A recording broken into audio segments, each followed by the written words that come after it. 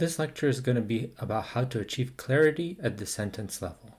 This will be covering the basic principles.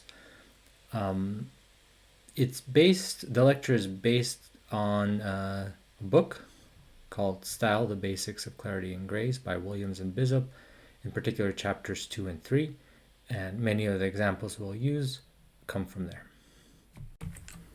Let's look at two examples. It's the same sentence written in two versions.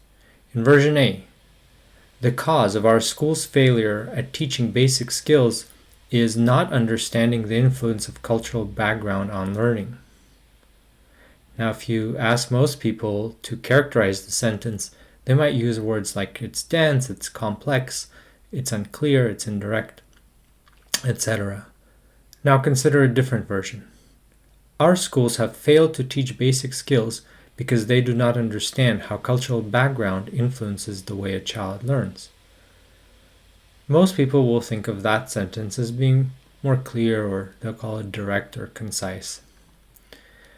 Those are reasonable ways to describe the sentences, but they're non-constructive judgments. It's hard to take those judgments and turn them into some kind of actionable thing you can do to improve the sentence. They basically tell you that something is wrong with the sentence, but they don't really precisely tell you how to fix it. Now, in this lecture and in general in this course, we want to have constructive principles, or at least more constructive principles. We want to have a systematic way to revise the first sentence into the second. We're going to think about a sentence as telling a story about characters and the actions of those characters. Consider the following example. Once upon a time, as a walk through the woods was taking place on the part of Little Red Riding Hood, the wolf's jump out from behind a tree occurred, causing her fright. And now consider its rewritten version. Once upon a time, Little Red Riding Hood was walking through the woods when the wolf jumped out from behind a tree and frightened her. As in the previous example, most readers would agree that the second version is more clear than the first one. There are two key principles of clarity that these sentences illustrate. The first is that a sentence is more clear when its main characters are subjects. And the second principle of clarity is that a sentence is more clear when its important actions are verbs. Let's look at the first principle in a little more detail. I want to make the main characters as subjects. Okay, so this is making connection between subjects and characters. Now, subject is a grammatical construct. It's an objective. There's an objective answer to what's a subject. In this sentence, the subject is a walk through the woods in the first part of the sentence, and in the second, the wolf's jump out from behind a tree. Those are two whole subjects. The symbol subjects are just the smaller core of the subject. So in the first case, it's a walk was taking place and a jump occurred. Right. Now, what about characters? Characters is much more subjective. In this case, it's sort of obvious what the main characters are. In fact, this is a fairy tale, and in a fairy tale, it's rather straightforward to identify the characters. It's Little Red Riding Hood, it's the wolf. In technical writing, of course, it's going to be more difficult. The characters are not going to be usually flesh and blood people or animals. So it'll be a little trickier in technical writing. So what we want now is for the subjects to be the characters. Here the subject is a walk and a jump, and the character is Little Red Riding Hood and the wolf. There is a disconnect between these two. But look at the rewrite. Once upon a time, Little Red Riding Hood was walking through the woods when the wolf jumped out from behind a tree and frightened her. Now we've made the subject to be the characters, and this makes the sentence more clear. The second principle is that the important actions of that the characters are doing should be the verbs of the sentence. What about our example? Well, what are the actions and what are the verbs? The verbs are that a walk was taking place and a jump occurred. Now, are these the actions, the main actions? Something was taking place? Not really. This is a verb, but it's not really communicating what's going on. Better actions are a walk, the wolf was jumping, was frightening.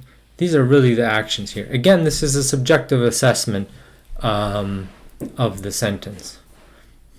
But it's up to you as an author to identify what you want to communicate in the sentence. And so you should know what are the important actions that you're wishing to communicate. Now here there's a disconnect between the verbs and the actions, at least in the first version. In the second version, there's a strong connection. Once upon a time, Little Red Riding Hood was walking through the woods when the wolf jumped out from behind a tree and frightened her. Now, all the verbs are reflecting the important actions. All right, the previous example was a bit contrived in the sense of it's not the type of writing you'll come across in technical writing. Here's something a little more academic. Now, to understand this, it might help to know that the Federalists were a political group during the independence movement of the United States a few hundred years ago, and they had certain beliefs, and this following example is about them. Okay, so again, we have two versions of a sentence. The first version: the Federalists' argument in regard to the destabilization of government by popular democracy was based on their belief in the tendency of factions to further their self-interest at the expense of the common good. Now, the rewritten version: the Federalists argued that popular democracy destabilized government because they believed that factions tended to further their self-interest at the expense of the common good. Let's break it down. So in red, I'm putting the subject of the first sentence. So the Federalists' argument, that's the simple subject, is the argument.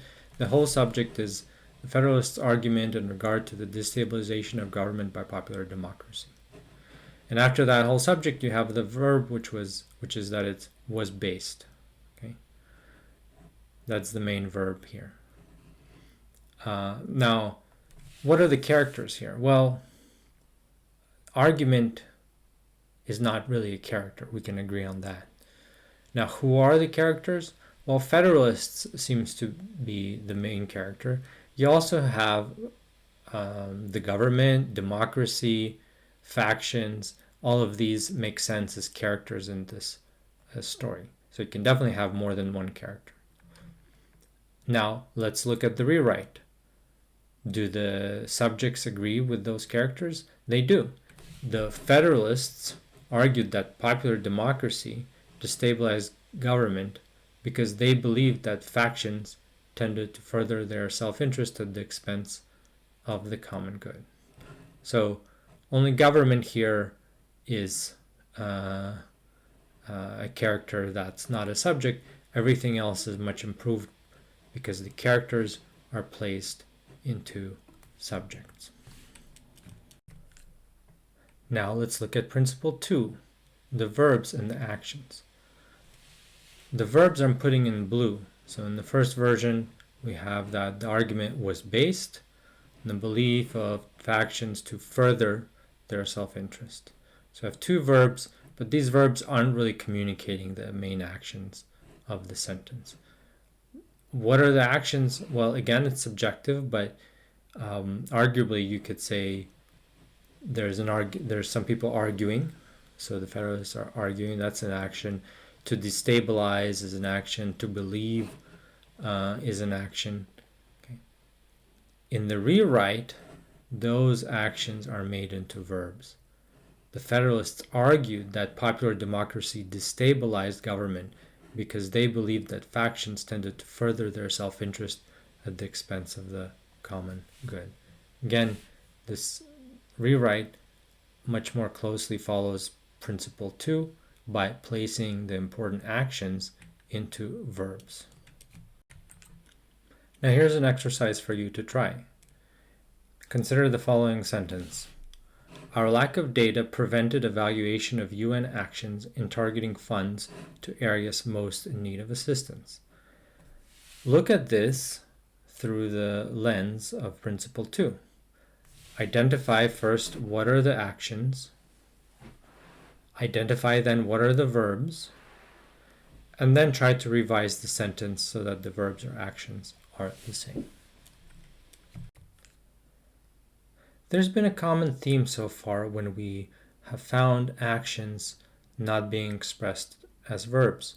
Remember destabilization of government from before? That was hiding an action, to destabilize.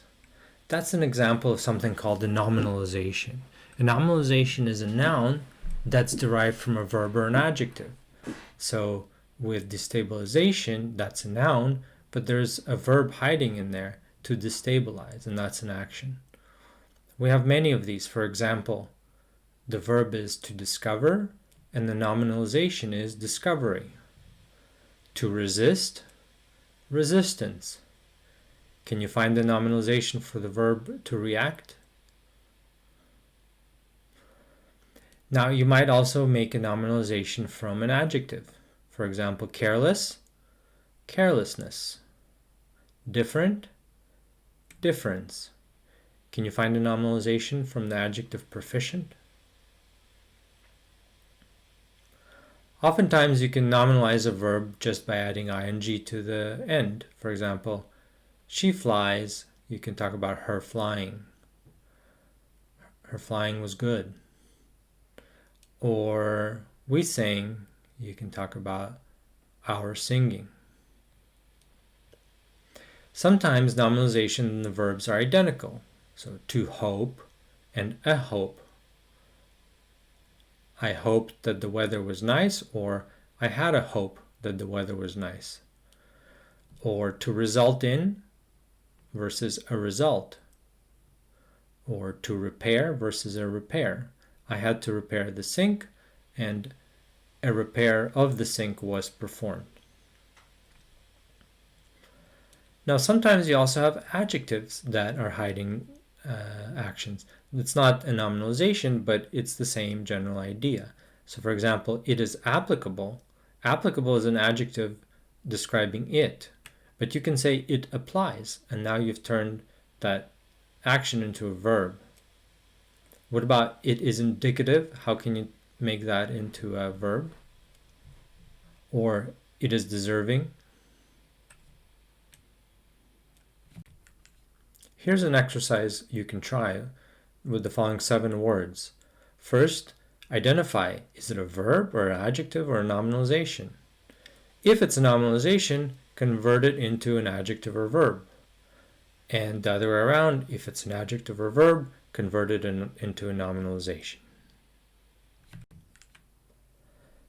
Now, nominalization are probably the most common ways in which actions are not included in verbs, but are hiding inside of nouns. And when this action is important, then we're violating principle 2.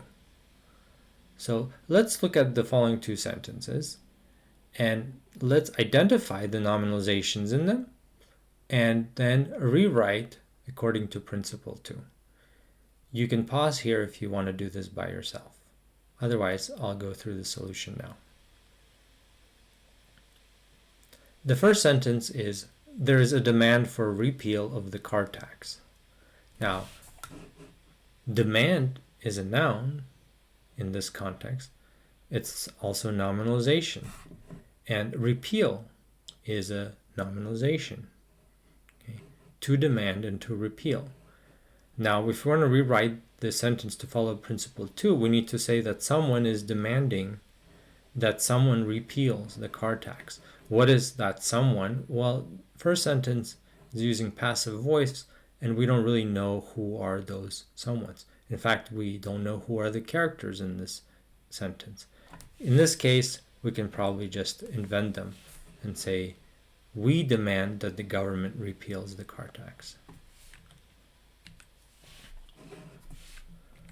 Let's look at the second example here. Our request is that you conduct a review of the data. So request is here a nominalization, and a review is a nominalization. You're really requesting something and reviewing something, and you can rewrite the sentence to say, we request that you review the data. That sounds a lot clearer. Here's an exercise you can do. Take the following three nominalizations: care, suggestion, discussion. Now construct a sentence, whatever sentence you want, but using these three words in addition to other words. Then identify the corresponding verbs or adjectives that are hiding inside of each of these nominalizations, and then convert your sentences so that you replace the nominalization with these new verbs or adjectives. And you should have two versions of your sentence. Now, you shouldn't walk away from this lecture thinking that nominalizations are bad and you should avoid them. They're only bad if they're hiding an important action in your story. But oftentimes, we want to use nominalizations. Here's three concrete examples of times when you actually want the nominalization.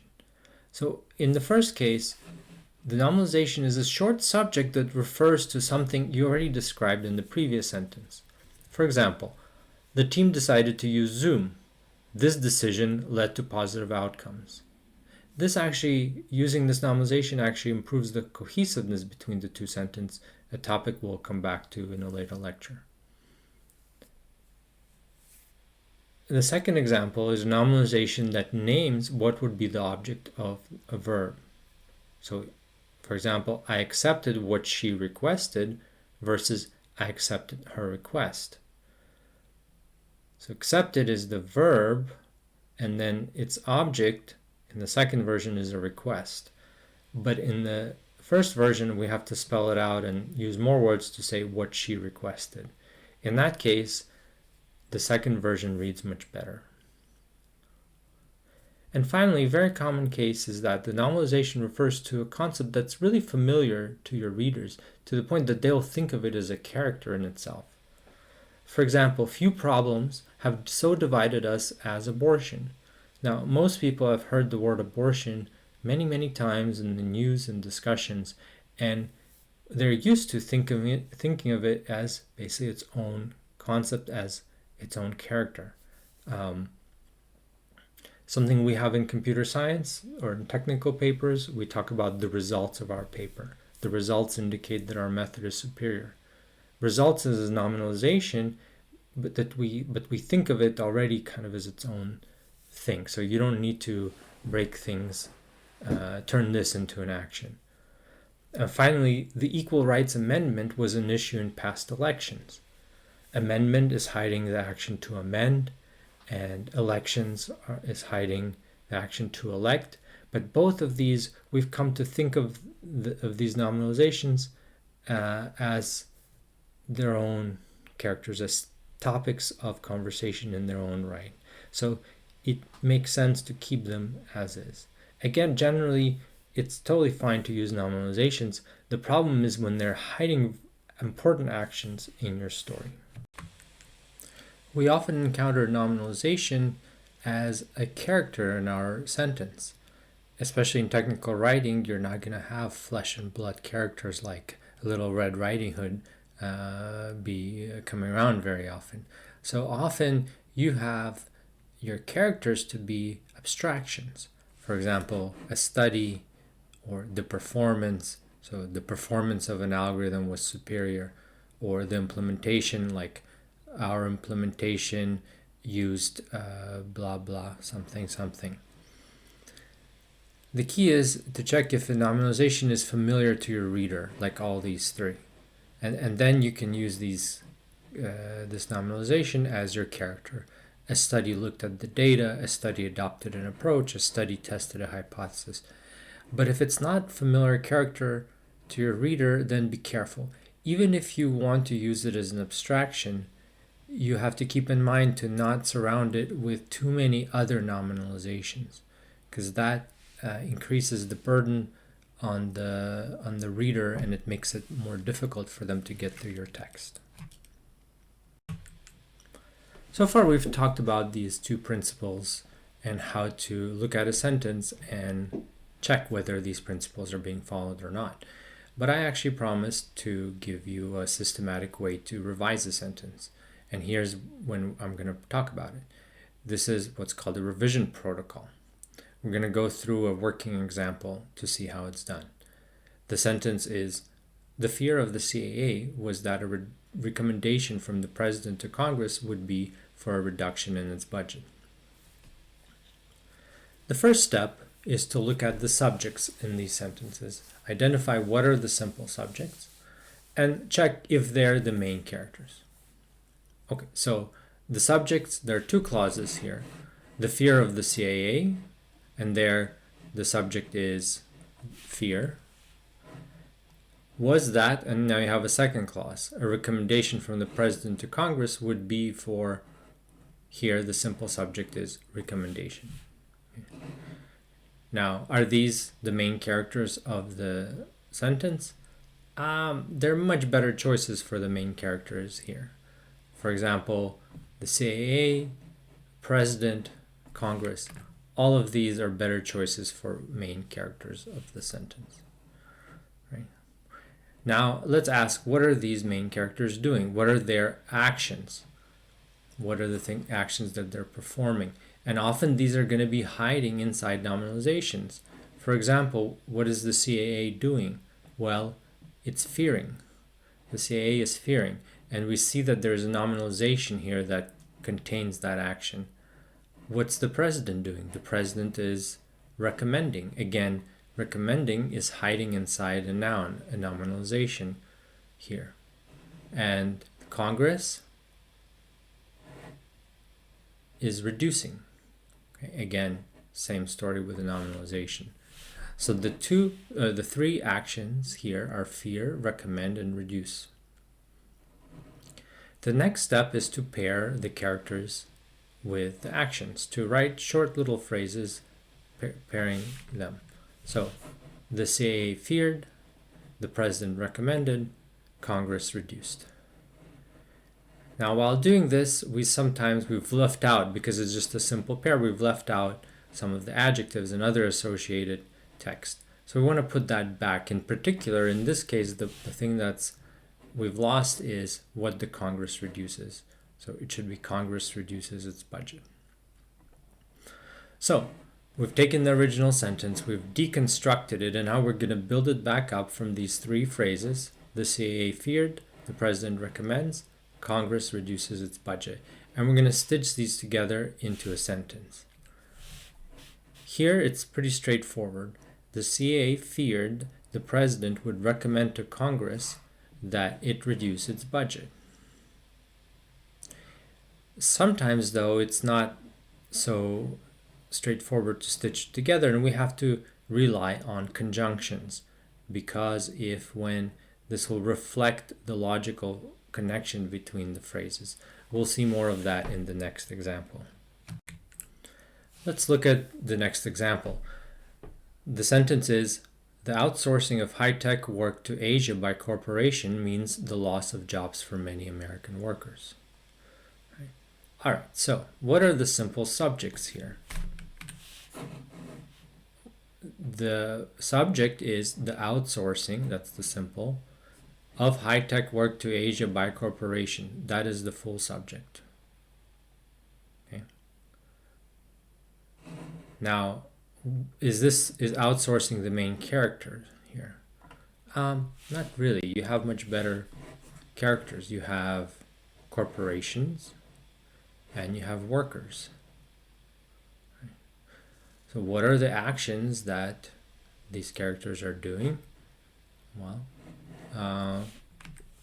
corporations are outsourcing and workers are losing their jobs. So the actions are to outsource and to lose. Now let's pair these together. It's pretty straightforward. corporations outsource and workers lose. Let's put back the adjectives and other associated text we've lost. Because we haven't had anything about Asia or American workers. So putting things back together, corporations outsource high-tech jobs to Asia. Many American workers lose their jobs. And finally, we stitch these two together into a sentence.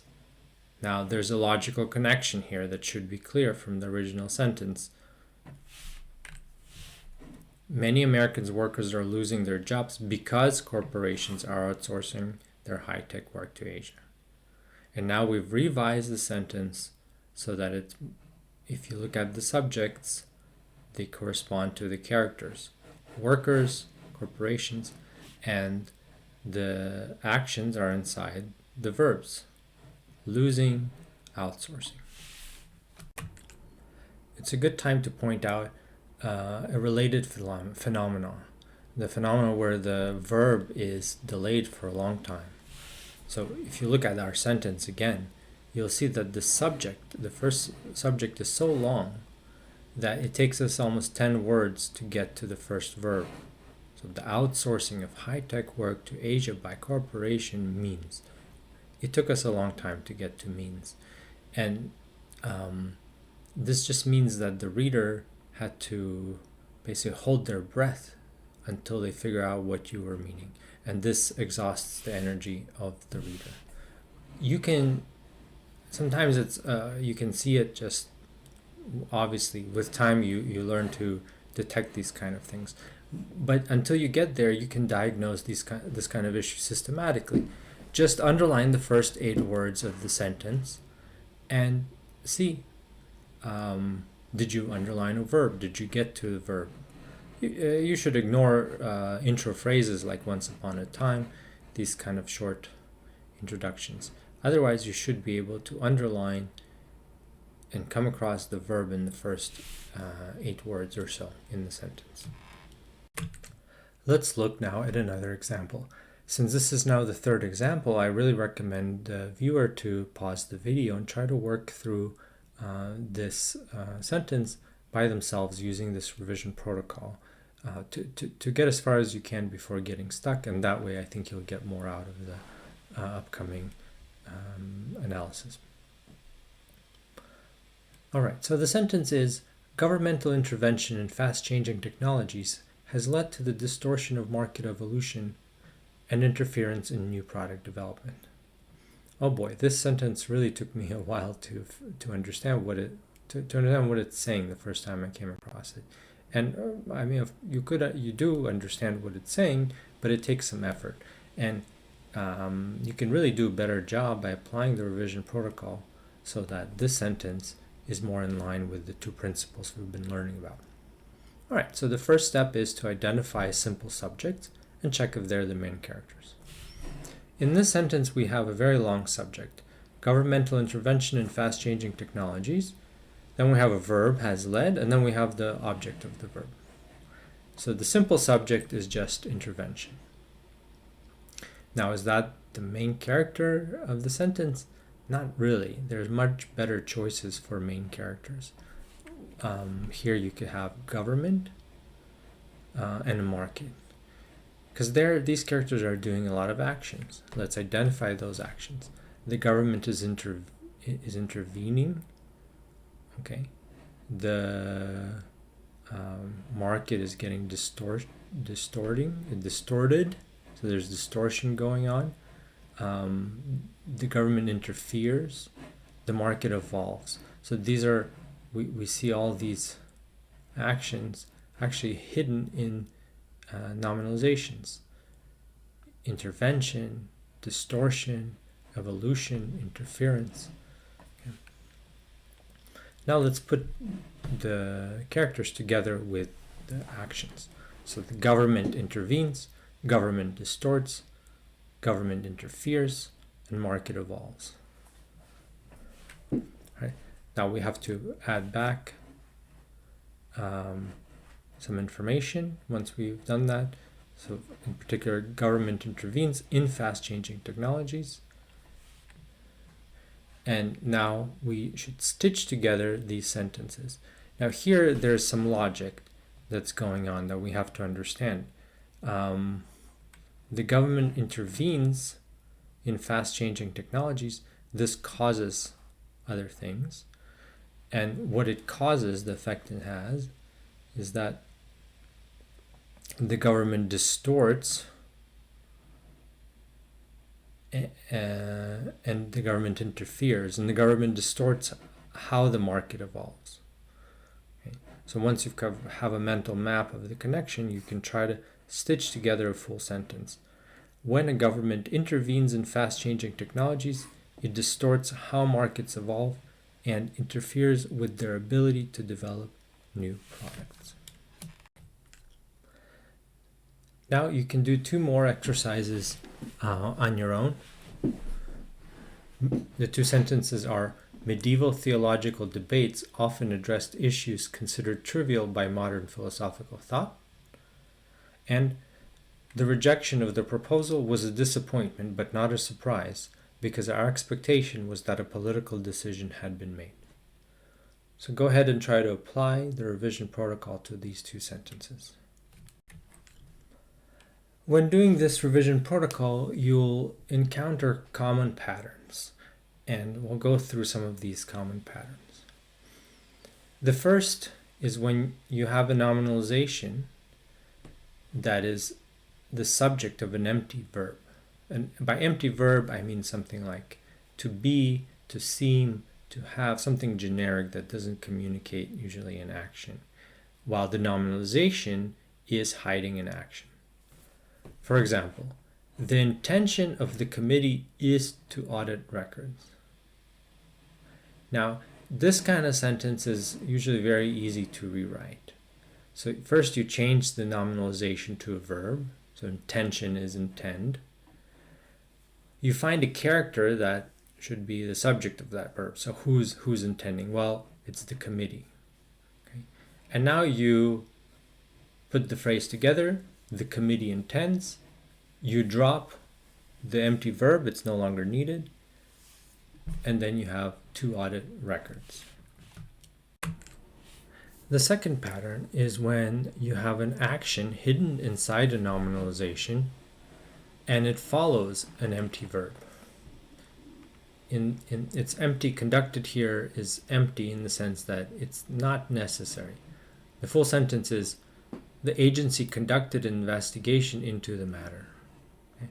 So if we change investigation into a verb, to investigate, then it turns out we can just say the agency investigated. We no longer need conducted, and that's the way to revise it, and just say the agency investigated the matter.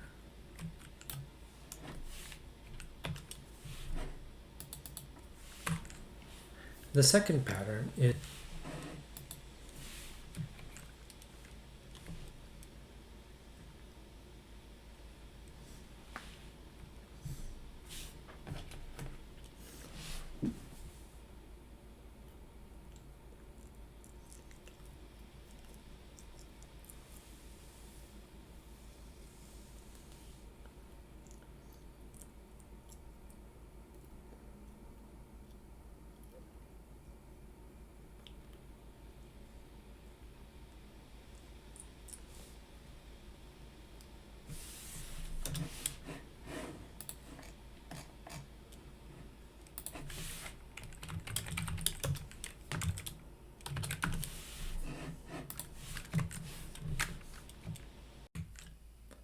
the third pattern is a little more involved.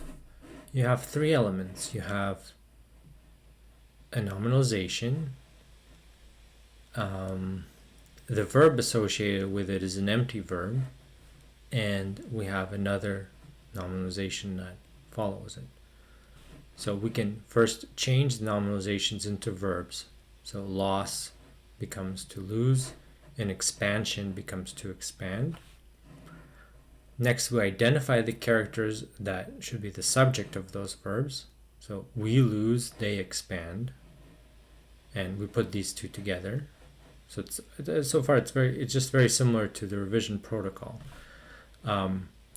And now we have two clauses. We lose, they expand. And we just have to figure out how to link the new clauses with some kind of logical connection. We had before because, since, when, and so on and so forth. In our case, we have that we lost sales because they expanded their outlets. That's the meaning. You could connect it in different ways and get different meanings. For example, you can say, when we lost sales, they expanded their outlets. Or, although we lost sales, they expanded their outlets. Or, so long as we lost sales, they expanded their outlets. All these will give different meanings logically to the sentence, so you have to make sure you choose the connection that's the one you want, the one that was in the original sentence. The fourth pattern is when you have there is or there are to start and a nominalization. So for example, there's no need. Okay. The full sentence here, there's no need for our further study of this problem. Well, in this case we have also another nominalization, study, and we can extract the verbs from those nominalizations. So this noun need is hiding to need, and this noun study is hiding to study. And we can identify the characters that are doing those verbs. So we have we need, or in this case no need, so we do not need or we need not, and we study. Right? And now we stitch these together. We need not study this problem further. Basically, we can get rid of there is. If we figure out who is doing the no needing, that's us, we just say we do not need or we need not. Okay. So when you have something kind of there is, that's an easy thing to take out and replace with a character and a verb. Then you put the verb that's hiding in the nominalization. The final pattern is when we have 2 or 3 nominalizations in a row and they're joined by prepositions. So we did a review of the evolution of the brain. Now, here review is a noun, but it's hiding an action. We reviewed. So we obviously want to replace we did a review with we reviewed. This also falls into, I believe, the first pattern, because this did is an empty verb followed by a nominalization. So we can just say we reviewed the evolution of the brain. Okay. But now if we want to also get rid of the second nominalizations, we can turn it into a verb, putting it in a clause that starts with how or why. So we reviewed how the brain evolved. Right? We need to identify whose evolution it is, so that's the brain. And now we make this into a character action pair, brain evolved. And to make the connection, we use how in this case. We reviewed how the brain evolved. We've seen quite a bit now of how we have to figure out who the character is in order to remove the nominalization. But sometimes the characters are absent from the sentence. They're not stated. Here's a couple of examples. A decision was made in favor of doing a study of the disagreements. Or, it is generally believed that P is not equal to NP. In that case, the rewrite is ambiguous how to do it. So, for example, for the first sentence, you can say, we decided that I should study why they disagreed. Or I can say, I decided that you should study why he disagreed. In other words, if you look at the nominalizations, decision was made. Okay. Well, who made the decision? We don't know. This is in passive voice, and the person that's doing this, we don't know. Doing a study, who is doing the study? So the study is a nominalization, but the actor, we don't know. And who is doing the disagreeing? We don't know. So you can have 2 very different interpretations of the sentence. One of the benefits of doing revision is you sometimes find these kind of ambiguities in your own work, and this helps you clarify them. Right? Now, usually if it's your own writing, you know what you meant to say, and then you can kind of plug in the actors. For example, it is generally believed that P equals NP. Well, it's actually ambiguous who is believing, and that's sort of just by intention. Now, if you want to make this into a character, you should consider that there are some generic options. So we or one generally believes you, researchers generally believe society, they. These are kind of generic things that sometimes work. But sometimes it's just more appropriate to leave things in passive voice, like it is generally believed that P equals NP. The passive voice hides who's the character. Let's review exactly what is passive voice and what is active voice. So here's the sentence in active voice. I lost the money. Here I is the subject, the verb is lost, and the direct object is the money. Okay. Now, in terms of characters and actions, the character or the agent is I, so it agrees with the subject. The action, the thing that's being done, lost, is the verb, and the target of the action is the direct object. So here everything lines up as you see. The passive voice of this sentence the passive voice is the money was lost, and then optionally you can say by me. Okay. Now, let's say you have the full thing, the money was lost by me. Here, the money is the subject, the verb was lost, and by me is a prepositional phrase afterwards. Now here, the target of the action is now the subject. The action is still the verb, and the character or agent is now following the verb in this prepositional phrase. And usually you can, or often you would omit this by me, and then you just say the money was lost, thereby hiding who the character is. Alright, so quick exercise. Here's the sentence, Iqbal visited a bank. Can you convert it into passive voice? Another example, it has been understood is in passive voice. Can you convert it into active voice?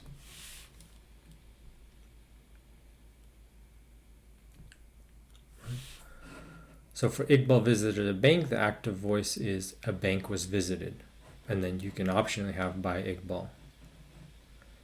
It has been understood. Now here, it is the target. Understood is the action, but we don't know who is the character agent. So it's up to us to decide to put something, and we can say we have understood, or we have understood it. Now, what's often taught at least in U.S. schools, what I was taught growing up, is that you want to avoid passive voice. Active voice is better. And that's really not completely true. It's true that active voice, unless you have a good reason to use passive voice, use active voice. You should use passive voice only if it's strategically necessary. Okay? So let's look at what are the reasons to use passive voice. So when do we use passive voice? Well, one common case is that the characters of your story or of your sentence are the target of the verb as opposed to the doer. So, for example, when we say the P equal NP hypothesis is generally believed to be false. Now, this is passive voice. Here, the target of the verb is the P equals NP hypothesis. The doer of the verb is not stated. So who is believing is not stated. But if your paper or paragraph is about this P equals NP hypothesis, then it makes sense that this should be the character of your sentence. This should be the subject of your sentence. And if it should be the subject of your sentence, then it's totally fine and even good to leave the sentence in passive voice. Another example, the president was rumored to have considered resigning. So who is spreading the rumors? Who's rumoring? We don't know. What's the target of the rumors? The president. Now, if the paragraph or the story is about the people who are spreading rumors, then yeah, this is not a good use of passive voice. You want to talk about those people spreading rumors or rumoring. But if your story is about the president, then that's totally fine to have him as the subject. Or finally, these who are found guilty can be fined. Again, if your sentence and paragraph is not about judges or the police or whatever, if it's about people who are being guilty, then it's good to leave the sentence as is. The second case where you want to use passive voice is if it helps your reader move more smoothly between sentences. And this is something in a later lecture we'll cover in more details. It's called cohesion. Okay, so let's take a look at the next two examples. We must decide whether to improve education in the sciences alone or to raise the level of education across the whole curriculum.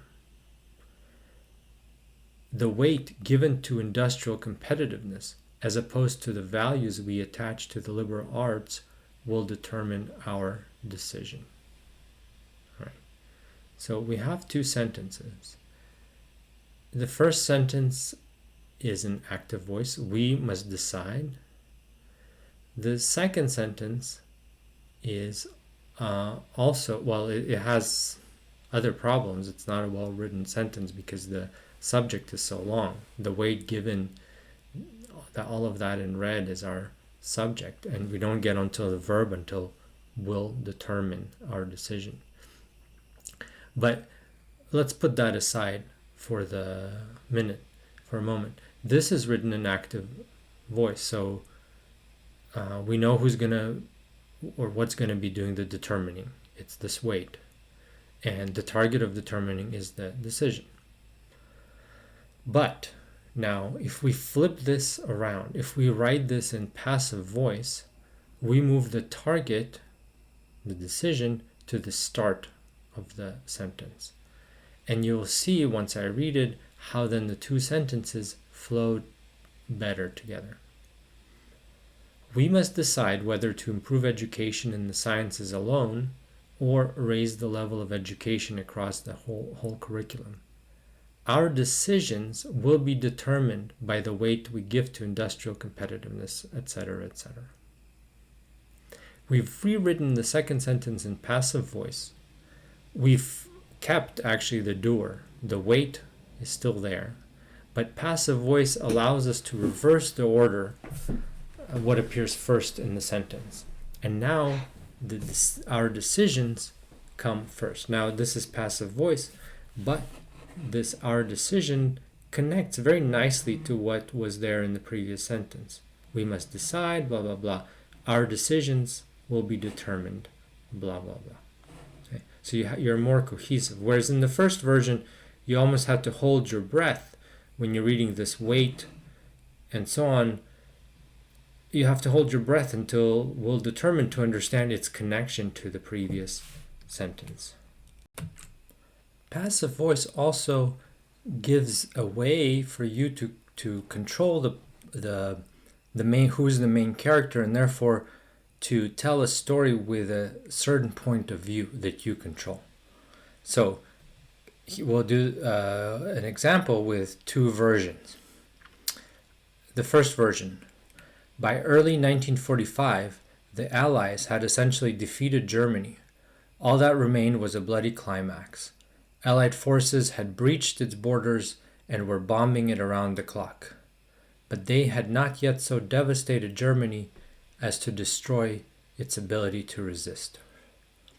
So here, if you look at the subject, it's Allied forces, and the verbs defeated, breached, bombed, had. Okay. And all the sentences are in active voice. Now let's rewrite this in passive voice. And notice we're going to actually avoid all mention of the Allies. So, by early 1945, Germany had essentially been defeated. All that remained was a bloody climax. Its borders had been breached, and it was being bombed around the clock. It had not been so devastated, however, that it could not resist. Here we've made the character the main subject of the story, Germany. The verbs are now passive, and the Allies are not even mentioned. So in this way, you can control the point of view that's being presented. For example, in the first version, the Allies are portrayed as an aggressive force. They were bombing it, they were breaching borders, or destroying Germany. Maybe you don't want to present it this way. Maybe you want to present the Allies as just being people of peace and not engaging in any of this. If that's how you want to present things, then the second version with passive voice essentially hides the activities of the Allies, or doesn't make them direct. So this is just an example from history, but it also applies to your writing, that you can control who is the character, from whose perspective you want to tell the story. The thing you don't want to do for sure is the third version here, because it's mixing the characters, and it's going between passive voice excuse me, and active voice. Let's read it. By early 1945, the Allies had essentially defeated Germany. Germany's borders had been breached, and the Allies were bombing it around the clock. Germany was not so devastated, however, that the Allies would meet with no resistance. Though Germany's population was demoralized, the Allies still attacked German cities from the air. Here, you really made it much more harder for the reader to parse the paragraph, because you've now, instead of having one consistent character throughout, you have two. And this is a principle of coherence, which we'll cover in a later lecture. Let's practice converting between passive voice and active voice. So here's a sentence. Independence is gained by those on welfare when skills are learned that the marketplace values. First, you should identify each verb and decide whether it's passive, and then use boldface, or it's italic, use or it's active, whether the verb is passive or active, and use boldface or italic. So you can pause the video to think about the sentence, and now I can give you the solution. So independence is gained. Now this is a passive voice, because independence is the target of being gained by those on welfare when skills are learned. Again, this is a passive verb that the marketplace values. The marketplace values, so this is an active verb. Right. Now the second part of the exercise is now to rewrite it by changing all active verbs into passive verbs and vice versa. So change the gained from being passive into being active, learned should become active, and values should become passive. Take a pause here if you want to do this, and then now I can present the solution. These on welfare gain independence when they learn skills valued by the marketplace. So we identify that for gain, what is gained is independence, and who is doing the gaining?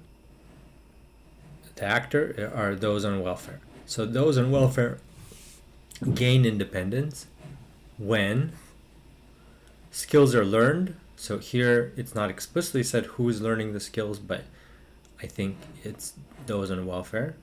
So when they learn skills that the marketplace values, well, skills that are valued by the marketplace. That's the rewrite in passive voice.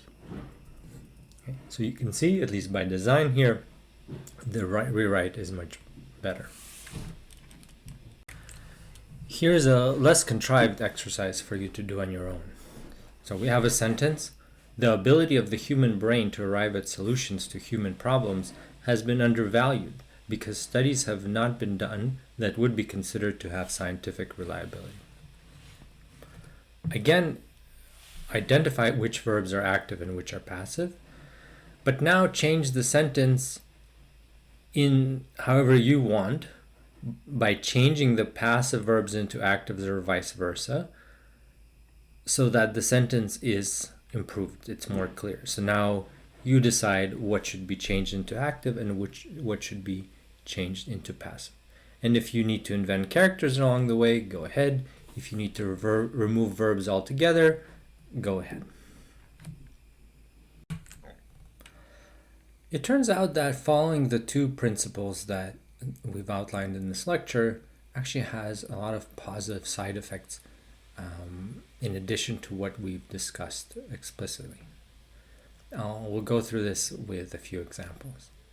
So one is that the sentences have become what people call more concrete. For example, you might have had a sentence that said, there was an affirmative decision for expansion. When you looked at it, you might have thought, well, decision here is a nominalization. It follows a there is or there was. This was one of the common pattern. So if we can decide who, if we can figure out who did the deciding, we can rewrite the sentence to introduce the character doing the deciding and to put the deciding, which is the action, into the verb. So we could say the director decided to expand the program. And now most people would call this second sentence much more concrete. The second nice side effect is that your sentences are become more concise. Let's have a look. A revision of the program will result in increase in our efficiency in the servicing of clients. Again, you might right away, if you're applying the revision protocol, ask, what is the subject here? It's a revision. But who is the character? Well, whoever is doing the revising or the clients, we can choose. Okay. And what are the action? Well, if we go with the main character being us, then we are revising. We're going to service clients. So then we can put together the simple phrases. So we revise, we serve clients, and put these together with our conjunctions. If we revise the program, we can serve clients more efficiently. Okay, this is this sentence uses less words than the previous one. Okay, we took away things like will result. Okay, and so it's more concise, and that's a nice side effect. Finally, in the rewrite, according to the protocol, you often make the logic of the sentence more clear. Okay, so here's an example. Our more effective presentation of our study resulted in our success, despite an earlier start by other. Again, we can apply the protocol here. We have presentation as the subject, and it's a nominalization. It's clear that we are the ones doing presenting, and we is a natural character. And so anyway, we can rewrite this whole thing to say, although others started earlier, We succeed because we presented our study more effectively. Okay. So here, the cause and effect is clearer than in the first version, which is a bit obfuscated.